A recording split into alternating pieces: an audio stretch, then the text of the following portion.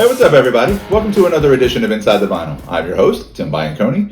If you would go ahead and like, comment, share, and subscribe to my channel below, that would be greatly appreciated. If you could also hit that notification bell so you can be notified when we put out new content, that would be appreciated also. So, this is, I guess you could say, this is part 2 of my Record Store Day, April 12, 2025 edition. If you watched my last video, I discussed how I was very fortunate to find a copy of the Ramones Loco Live. So check out that video if you want to see the unboxing, but just real quick, front cover, back cover, gatefold, records are red and blue, so if you want to see those, go check out that other video. But I got a few other things too. And again, like I said in the previous video, I'm not the kind of guy that stands in line on Record Store Day. It's just not my thing. There has to be something like that I like a must-have for me, which for the last several really hasn't been. There's things I'm interested in, but nothing, that makes me want to go stand in line like early in the morning. Again, no offense to anybody else. I mean, you do what you do, collect all you want. That's just not my way. The way I look at it is, if the things that I'm interested in are available a little bit later, then I'm more than happy to get them then. And if not, I'm not going to cry about it. So that being said, I went in, I usually go in maybe like 11, 12 o'clock on Record Store Day just to see what they have. And I do go to a couple record stores in town. I try to spread the wealth a little bit. Yeah, so I was able to get some other things, and I was able to find everything I wanted. Now, the thing that I wanted most, and that I seem to have no trouble finding, because both stores seem to have plenty of them available, and that's cool, but also maybe a little bit unfortunate, is Black Sabbath's Eternal Idol. This is their 1987 record, and the first they made with a vocalist named Tony Martin, and he went on to make a total of 5 records with Black Sabbath. So I have another video on my channel from earlier this year where I did an unboxing of this box set, the Anno Mundi, or Anno Domini, whatever it's called, box set that included every Tony Martin Black Sabbath related album with the exception of this one. And I'm assuming that's for label reasons and whatnot, which is kind of weird because that came out under Warner and so did this. So I don't know what the deal is there, but this album was not part of that box set, but it has been, according to this, it is a new remaster from the analog tapes. Limited edition translucent ruby vinyl, features The Shining and includes a lyric sheet. So yeah, so very cool. All right, so let's go ahead and take a look at this real quick. All right. So yeah, now I have an OG copy of this. So again, it was another one of these situations where it's like, I'd like to have it because I like this era of Black Sabbath and I wish more people knew about it. So I'm going to support it any way I can.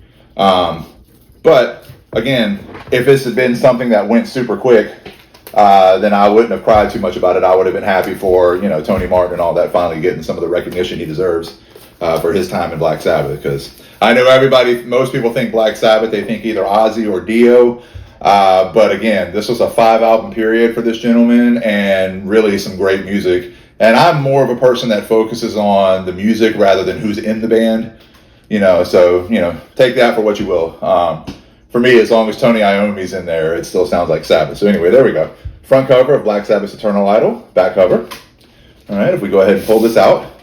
Like it said on the hype sticker, there is a lyric sheet, which that's kind of cool because I think in the original issue, this is the actual inside sleeve, is the lyric sheet. So it's kind of nice to have that separate. And then, of course, have the record in this anti-static sleeve. All right, so yeah, if we pull this out, red vinyl with the Black Sabbath Eternal Idol sticker in the middle.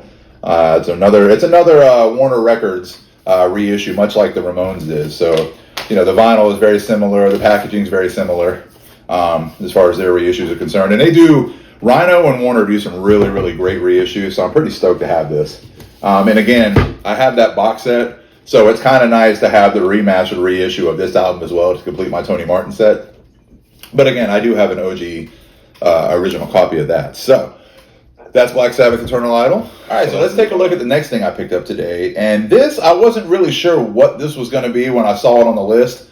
But a lot of things that come out on Record Store Day are like B-sides or demos or random live recordings or whatever else. And in this case, I thought this was going to be like outtakes or demos or something of this album, but it's a completely alternative version of the record. I'm assuming like a total remix or something like that. I don't know if it means like alternate guitar solos or anything else, but it is the alternate versions of Thin Lizzy's Jailbreak.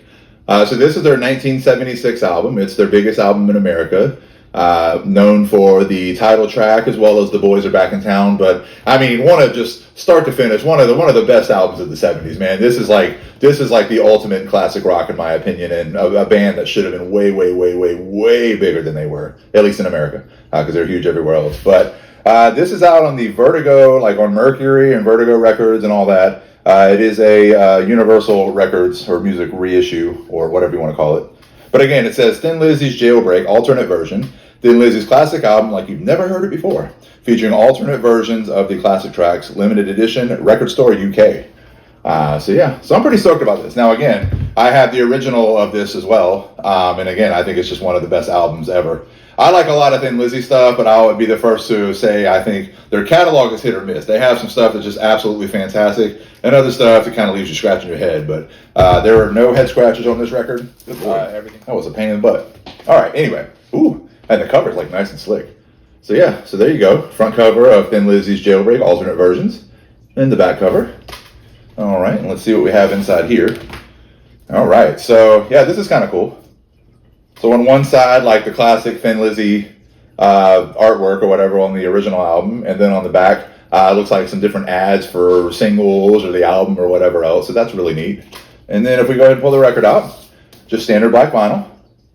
But it's kind of neat because it's on like this original Vertigo label, which you see on a lot of the old like Def Leppard albums and stuff like that if you have the European versions or the box sets. So again, track or side 1 and 2. So anyway, that's Thin Lizzy's Jailbreak Alternate Versions.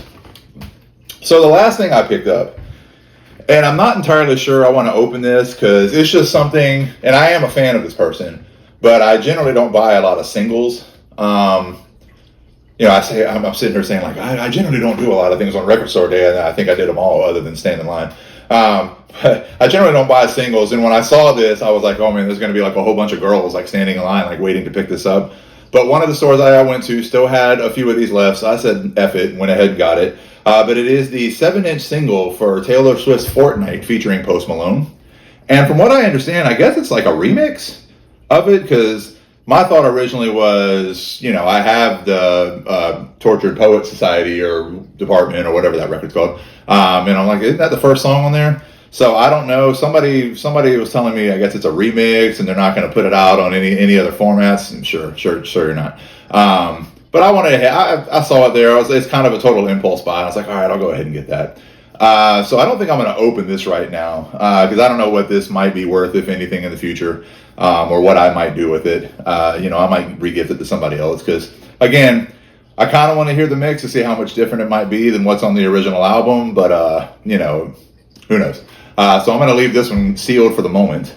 But as you can see, there is the front cover, the Fortnite single, and then of course on the back, just pictures of Taylor and Post Malone with some other liner notes and things like that. So again, that's my Record Store Day haul for April 12th, 2025.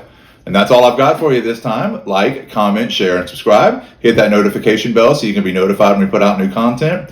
I've got my unboxing series where we open up new albums, reissues, Record Store Day editions, box sets. Sometimes those are CDs, sometimes those are records. It just depends on what's coming out. I've got my Inside the Vinyl series, the whole thing's Inside the Vinyl. I've got my Live Albums and Lost Classics series. Check those out. I've got some concert footage from random concerts and festivals over the last several years. And I've also got a couple of short documentary films I did for school. One's about a local amateur disc golfer. The other one is about the fire that took my home as well as my original recording place that I used to do all these videos from. And then there's some other disc golf and random things on there. So check those out. Like, comment, share, and subscribe, and we'll see you next time. Peace out.